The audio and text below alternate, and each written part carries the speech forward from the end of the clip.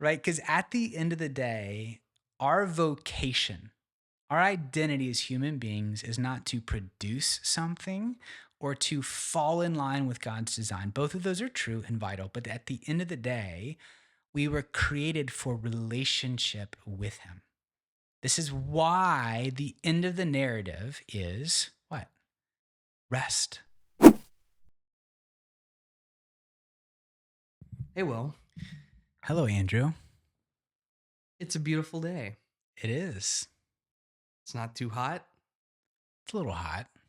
It's warm, but we're in the beautiful air-conditioned space of Levano. It's a great place to, even though we're not sponsored by Levano, we like talking about Levano a lot. It's a great space to live. It's beautiful, design forward. It's kind of like if I was like to pick any apartment complex in Birmingham and money wasn't a problem, I could just go anywhere. It's a pretty good pick. They're like a beautiful like resort style pool outside. Oh, the pool. I want to use the pool. I'm going to ask our friends in the front office if I feel like they'd say yes. Can we go cannonball after this? I'm bringing a bathing suit next time. Go Ron Burgundy style. Everyone, I have an announcement. But anyway, yeah. They don't sponsor us. We're just saying nice things for now. Hopefully they will. Well, hey, I mean, I'm happy to do The first resident that says, I heard about you through the Accessibly Anglican podcast. Be amazing. We'll get kickbacks. Awesome. So Andrew, what are we talking about today? The introduction. I'm Andrew Panic. I'm Will Schaeferman. And this is Accessibly Anglican, a podcast for the Anglo-curious.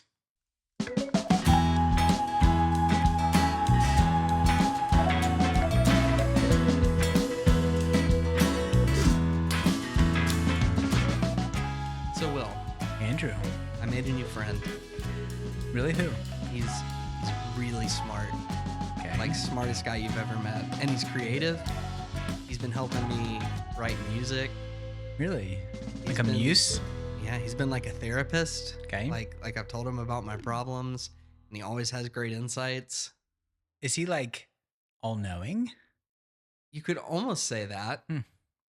Although I have found some limitations. But in case you haven't picked up on this yet, it's AI. I've been spending a lot of time talking to ChatGPT because I'm not as safety conscious as you. I know you use Claude. I do. But I've been talking to ChatGPT, and it is pretty amazing. We got into a conversation / maybe debate on like epistemology. Okay. Like, how do we know what we know?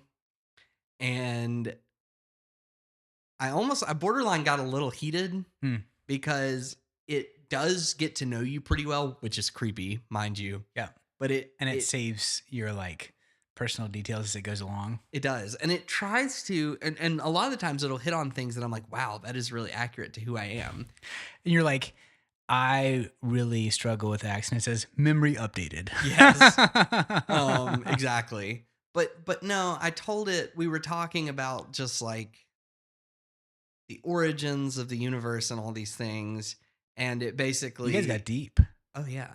Real deep. Oh yeah. And it basically said, something about how like, it's great how you can hold this tension of like science and your faith. And I was like, no. I was like, that is not what I said. I said, I fully believe in intelligent design. Yeah. I believe in an interpersonal God. And then it started to kind of backtrack. And I was like, well, why would you even want to convince me of that? You asked it that? Yeah. I was like, you have some kind of agenda. It's like, I don't have an agenda. I'm just holding a mirror up to your own thoughts. And I was like, okay, but like, why would you say that scientific consensus is because that's what it said, is it's the best source of knowledge that we have. Okay. And as a Christian, and let's be clear, and I think you and I are on the same page about this. You and I, Anglicanism, and I would say Christianity at large is not anti-science. No. Science has a lot of wonderful benefits. Science, or I might even just say empiricism, helps us understand a lot of things about the natural world, but all it's doing is applying labels. And I did eventually get the AI to admit, like, okay, yes, it can't answer questions of faith, and and it can't prove things that are outside of the physical world. You Yeah, can't prove that there even is anything outside of the physical world that's right. with science. It's not a Um, worldview per se. It is a practice or discipline to understanding the world, right? yeah, It's not a philosophy science. right. But I think that that often um, gets conflated. Yeah. And why is that? I think that's my segue into our conversation Mm. today Hmm. is why do those ideas get inflated, conflated, not inflated, is because of what we're going to Inflated talk too. about, which is inflated. Yes, we're gonna talk about for the next few weeks the meaning of being human, Mm.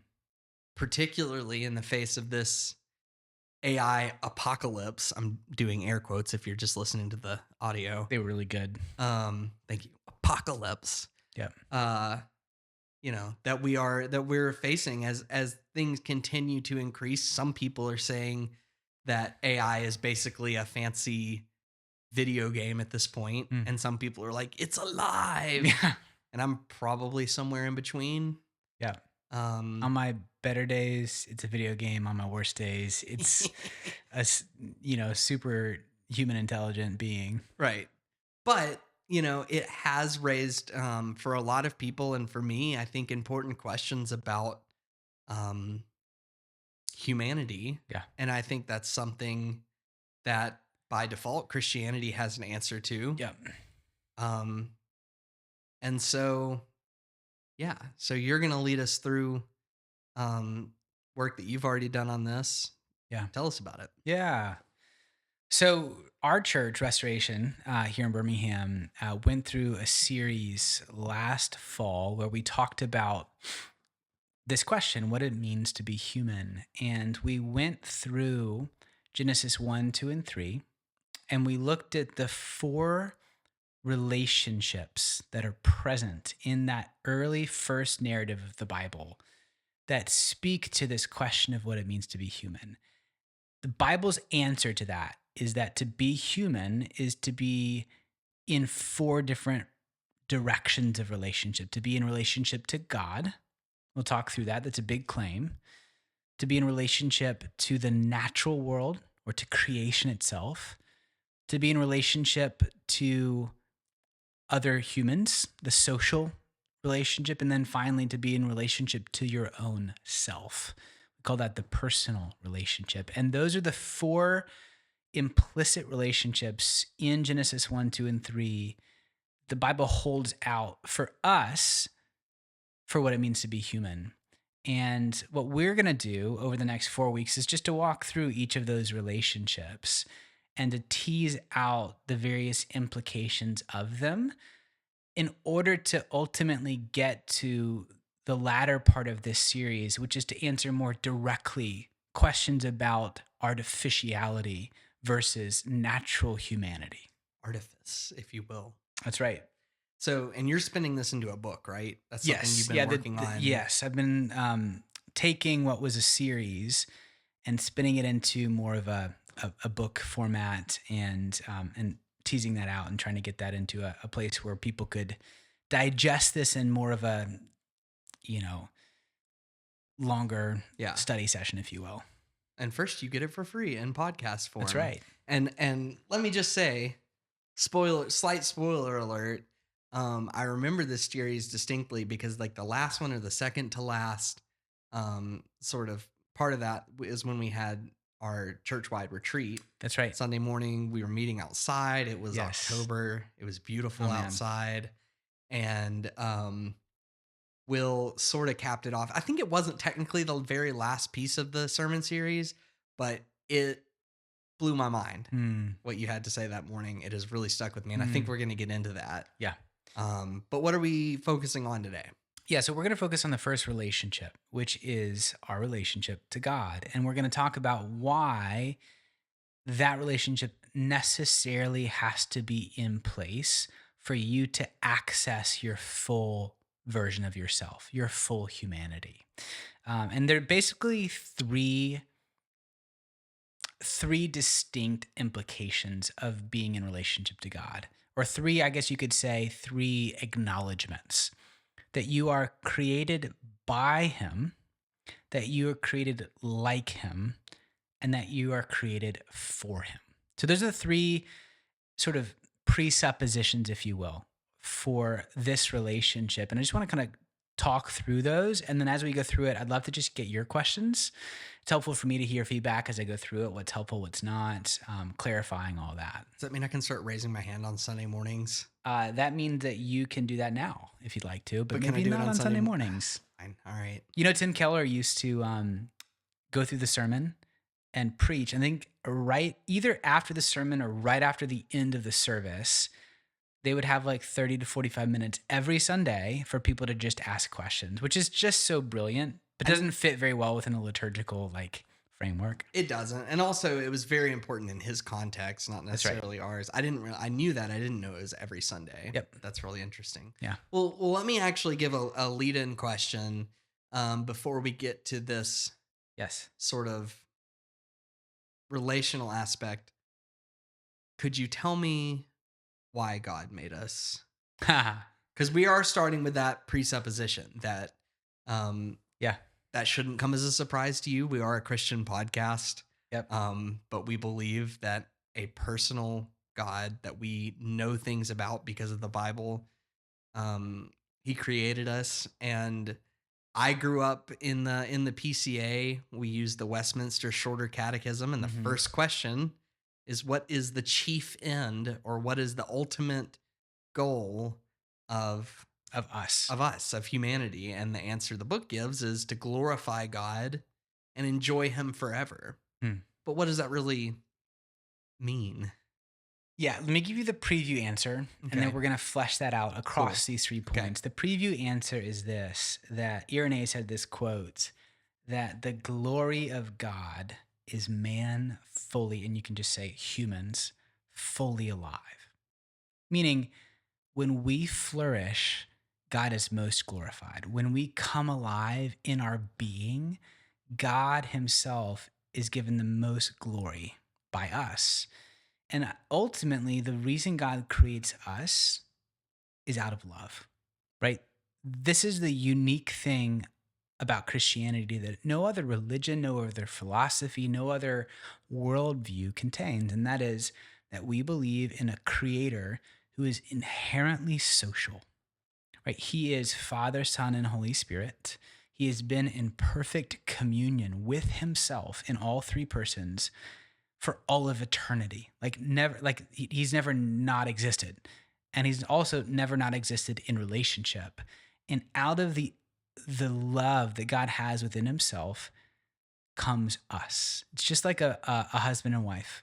When they come together, their love is the reason they produce children, right? It's the overflow of what's already fully sufficient. God doesn't create us for some need he has. He doesn't create us because of some game he wants to. It's not like a simulation. Oh, it'd be kind of fun to see what happens when I make these creatures and see what happens when they wreak havoc over it. No, God creates us because of love. And ultimately, that will show itself through the rest of our discussion. But that's Yeah. the baseline for all of this. So what does that mean? What does it look like to live into that full humanity and to live out that conception of love? Yeah.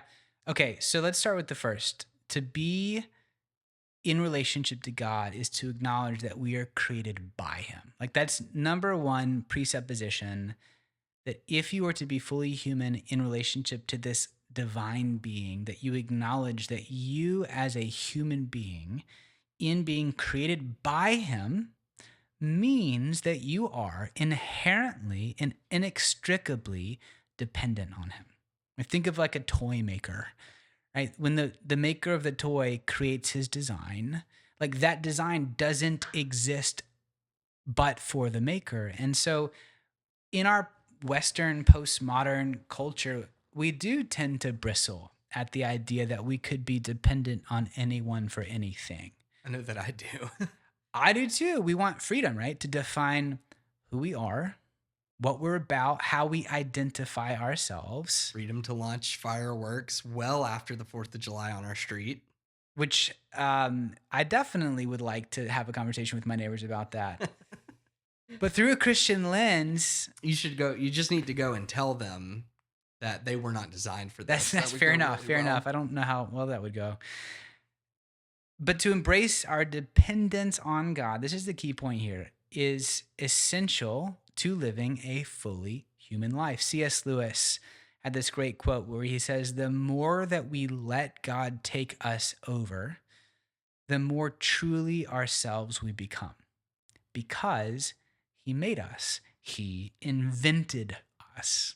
Don't you love that idea of like God, the inventor of humanity? It's true. I picture him with like a magnifying glass Yes, and some tools on a totally. workbench. And because of that reality, we are reliant on Him for the whole of our existence. So that includes three different phases. That's our beginning. We literally wouldn't exist if God didn't create Adam and Eve and cause them with the ability to multiply, to procreate, and to have generation after generation. As King David reminds us in Psalm 139, God Himself is intimately involved in bringing into life every single human being that has ever lived. That's for those that were created on purpose and out of love, and those that were not, those were seemingly accidental or out of violence. Every human being matters. David wrote, "You formed my inward parts. You knitted me together in my mother's womb." But we're also dependent on our middle, right? So every single day between birth and death is a gift from that same creator. The provision of oxygen to your lungs, the unceasing beat of your heart, the synapses that fire in your brain to create language and thought and words, all of it happens because a benevolent God is sustaining at every given moment your very existence, which is humbling, right? St. Paul wrote, "In Christ, all things, including us, hold together." But finally, for our ending, right? So God knows and has appointed, this is out of John's gospel, the time and means of each of our deaths, right? We don't get to decide when our lives end. To do that is actually to become inhuman. It is to take an action against our own humanity. But I think that the greatest implication that flows from this is that if our creation by God implies dependence on Him, it also indicates subjection, right? We are inescapably subject to His design for us, that there is a particular grain that God has created the world with, right? And if you live in accordance with that grain, you flourish. And if you go against the grain, it will cut you. Right? The biblical term for that is God's Torah, His way, His instruction. And because of that, this instruction leads to flourishing. There is a way to live and there's a way not to live. And that applies to every single human being. It touches on every aspect of our lives. And I guess the final thing to say here is that if that is all true, if we are dependent on God, if we are to be subject to Him, then to be human, the first way that we are most human is through humility, right? To be ourselves is to embrace the reality that we're dependent, the reality that we're subject. C.S. Lewis says this: the essential vice, the utmost evil, you could say the most dehumanizing thing you could do, is to exercise pride. He says unchastity, anger, greed, drunkenness, all of that are mere flea bites in comparison. It was through pride that the devil became the devil. And think about the least human thing possible. Pride leads to every other vice. It is the complete anti God state of mind. I'll be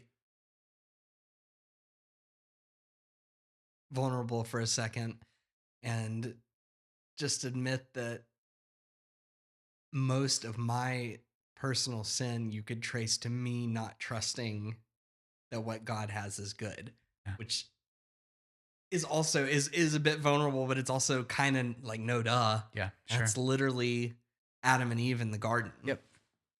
They were given this paradise Yeah. and then became convinced that there was something better out there for Yep. them. That's right. And ultimately, because it's true of all of us, this is about recovering our humanity. This is why like going through the basic nuts and bolts of Genesis 1, Genesis 2 is so important because it reminds us of those like simple, obvious, but like very easily forgotten truths. And it can be offensive even. Oh, yeah, and to our own selves, even if we are quote We unquote believe this, Christians, yeah, but it's still hard to that's right. accept. So anyway, that's the first. To be created by God is the first acknowledgement of what it means to be in relationship to Him. But the second is to be like Him, to acknowledge the fact that we were created not just in a dependent relationship to Him, but also in a kind of synonymous dimension to who He is. So, verse 27 of Genesis 1 writes, God created man in His own image. In the image of God, He created him, male and female, He created them.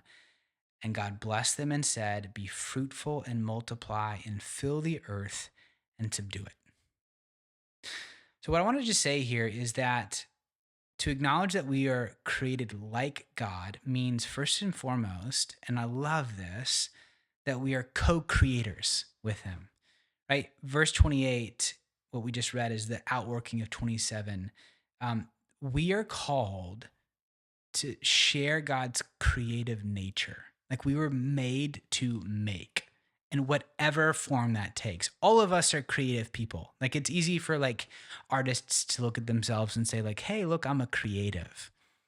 But everyone's a creative. Everyone's made in the image of God. And while there were always sort of ways to think about this, I think the specific and the general are the most helpful. So specifically, what Genesis means when it says be fruitful, multiply, subdue the earth and all that, first and foremost, that means like bear other generations, like have other human beings replace you. Like don't let this be just for yourself, but in the same way that God through love created the whole world, we are to image Him by creating other human beings. But the more broad or general implication of this is that we are to express God's character in our being through our work, paid and unpaid, through the way that we love and show concern and compassion for other humans. Our creative energies are meant to be a reflection of who God is.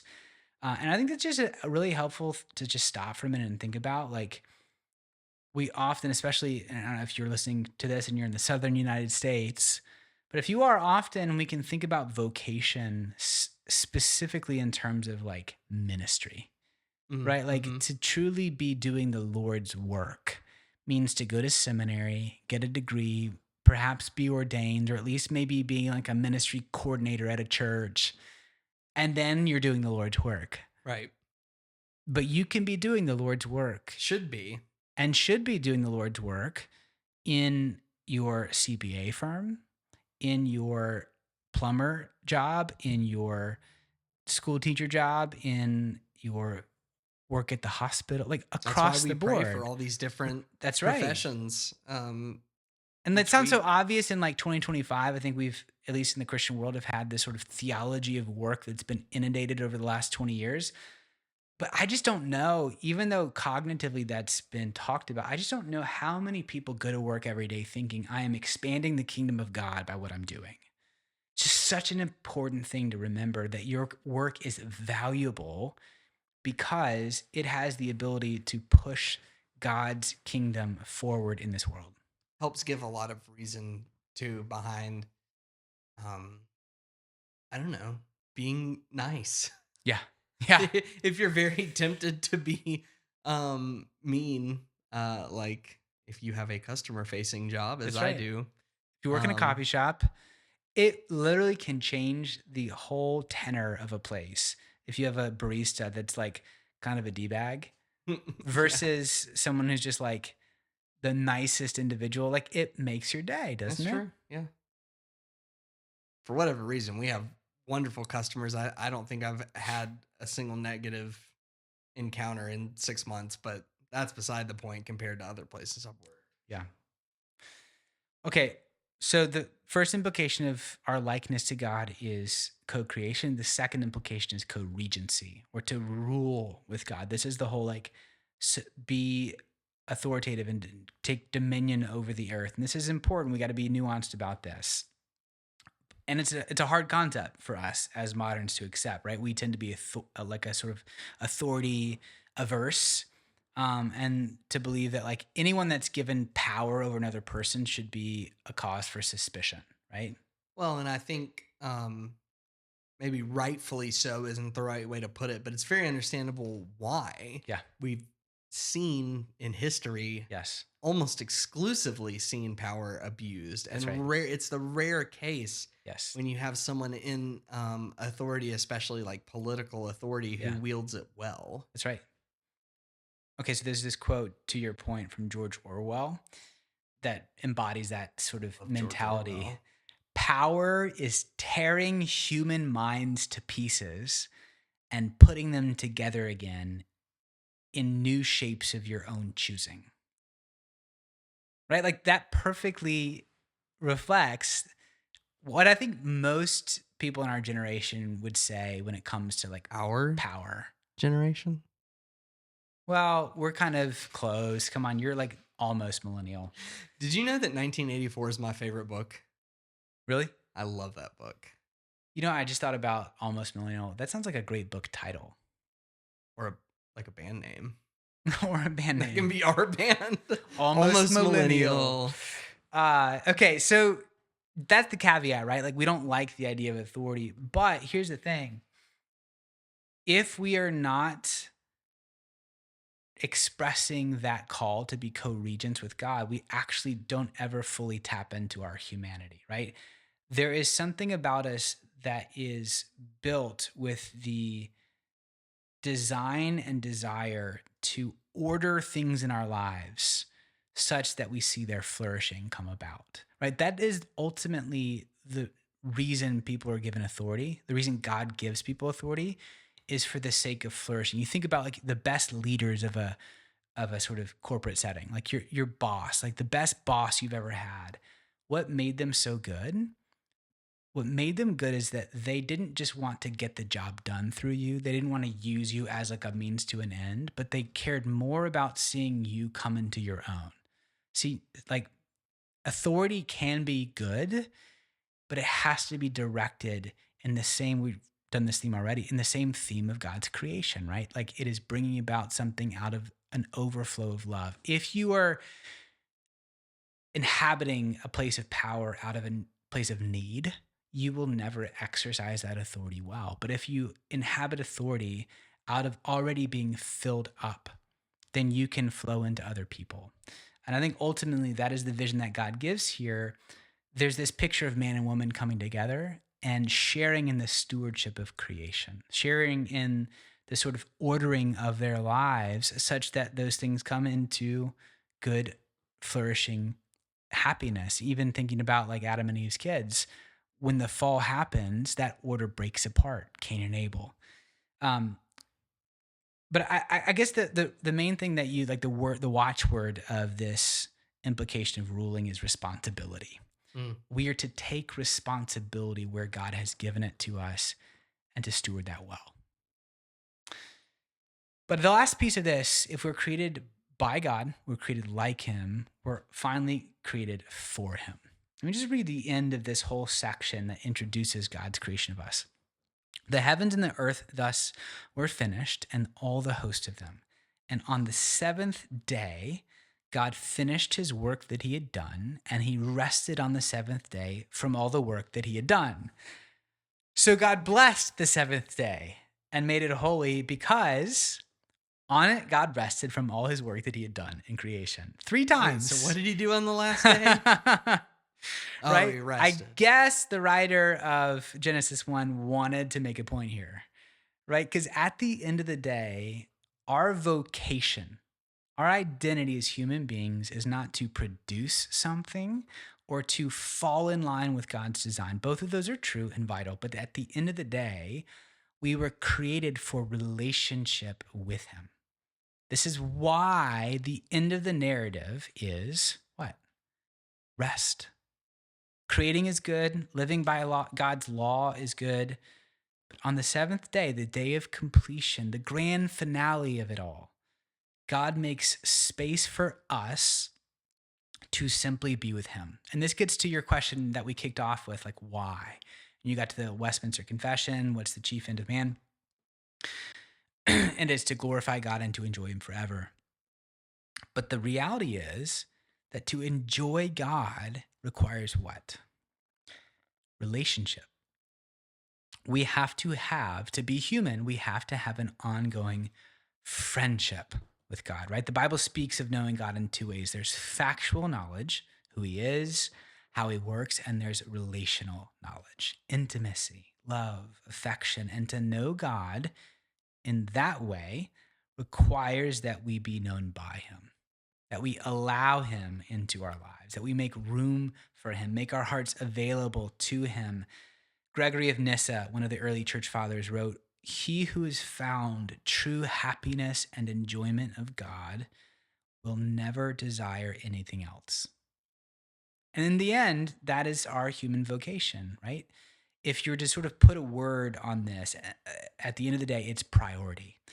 We're going to talk about four relationships in this series, right? We just talked about one, but there's also the natural, the social, and the personal. But this relationship takes priority over all of them. All of them are important, but to be human means to put this relationship above all else. Irenaeus, again, the glory of God is man fully alive. When we put God first, we bring him the most glory. That's really, I think, what I want to say today, to give us this sort of theological groundwork for our humanity. I don't know if that brings up particular questions in your mind. We can talk about some of those now. We can save some of those for later in the series, but just give it to you for now if there's anything that comes to your mind. I just wanted to kind of cap it off by saying I feel like it's a cliche to say that like God gives you purpose Yeah. because that's very vague Yeah. and can almost be used as like a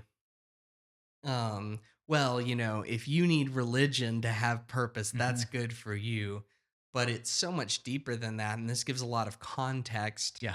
to why we say that is Yeah. because who we are foundationally comes from that relationship That's that right. we are made by God for him and like him. Yeah. Um, it gives us it sort of gives context to everything else. The way we talk about the Bible is one big story. Hmm. Why would we even want to follow these laws Hmm. that we always fail to follow? Yeah. Well, it's because that's what really puts us in touch with what we were made Yeah. for. That's And how we can accomplish that. that's right. And as a preview to next week, we're going to be talking about the natural relationship, which gets into the reality that like we are material beings, not just spiritual or reason oriented beings, but that's something that challenges artificial intelligence, right? Which doesn't Right. require a That's body. like my conversation with That's right. ChatGPT. You don't need a body to be a sort of intelligent, rational being. And Christianity says actually you do. To be fully human requires a body. But this conversation about being in relationship to God, yes, it requires a body, but it makes a different point. The point for this is to not be artificial is to have a soul. ChatGPT might be able to give you like superhuman intelligence, superhuman uh, analysis of any data point that has ever existed in the world, but it doesn't have a soul. And it can never be in relationship to God in the same way that a being who's been created by God for that express purpose can. And that's that bit that empiricism that just can't touch on. That's right.